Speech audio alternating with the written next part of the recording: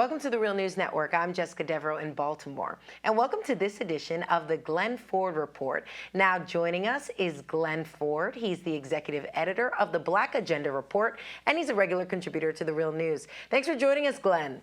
Thank you for the opportunity, as always. So, Glen, this week marks the 10th anniversary of Hurricane Katrina, and of course, we've been seeing many media reports discussing what has been done since the storm and how people are faring. One article in particular was this New Yorker article written by Malcolm Gladwell. I know you had a bone to pick with Gladwell, so I'll let you sort of lay out what was in the piece.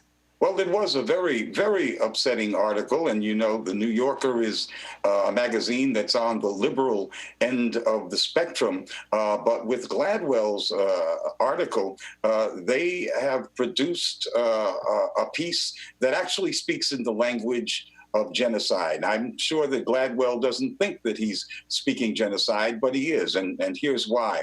The article maintains that the forced exile of about 100,000, mostly poor and mostly Black people from New Orleans after Hurricane Katrina was overall a good thing, that it was a good thing for the people who got driven out of town, and it was a good thing for the people who got left in town.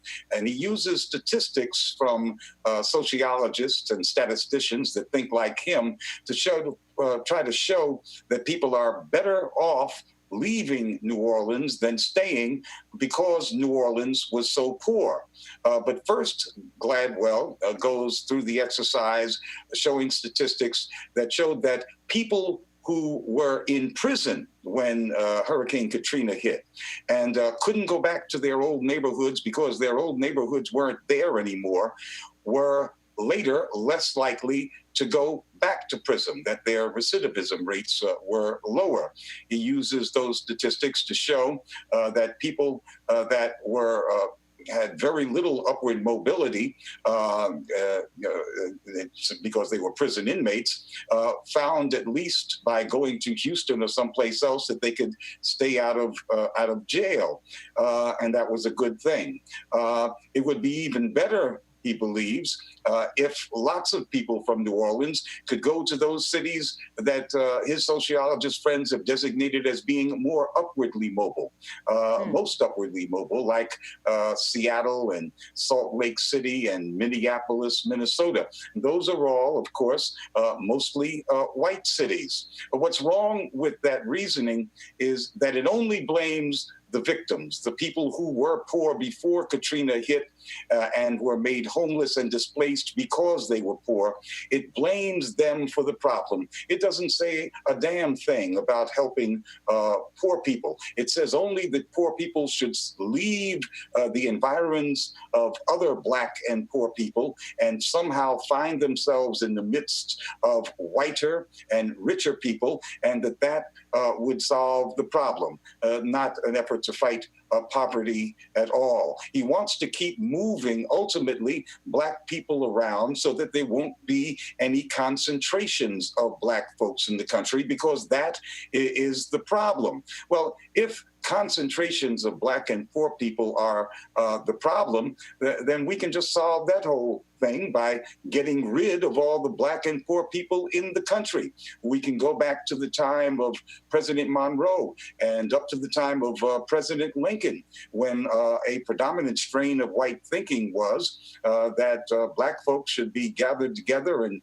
shipped either back to Africa or to Haiti or someplace, but not here, because well, they just don't belong here. And that seems to be what Gladwell, who's biracial and a Canadian, is saying too. That's what his logic says, whether he thinks that his logic is genocidal or not. Glen, but what about this counter argument that if you have these poorer communities sort of be dispersed and you create more of a mixed income communities by having them go to cities like Seattle or Salt Lake City, some of those examples. What do you make of that? I don't know if Gladwell presented that directly, but is there something to be said for that?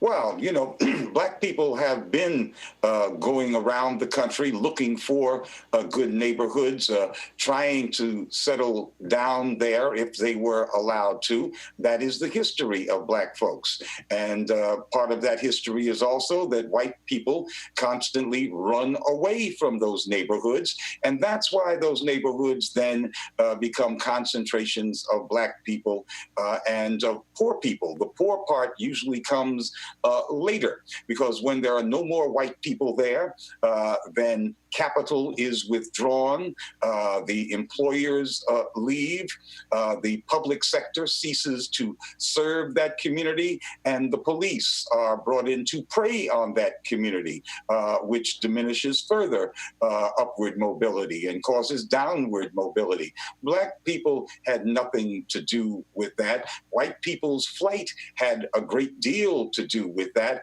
and white supremacy in general in this country, white supremacy in a capitalist nation means that the mere presence of black people will reduce property values, because white people will be less likely to buy or want to live near the property. Black folks have nothing to do with that, and the only way that you deal with this problem of white supremacy and capitalism is through government intervention, and that costs money, and that was the element, of course, government intervention, that was nowhere to be seen in Gladwell's article, because all he thinks you need to do is just keep moving the black folks around till somehow the mix is right, and the white people go about their merry way.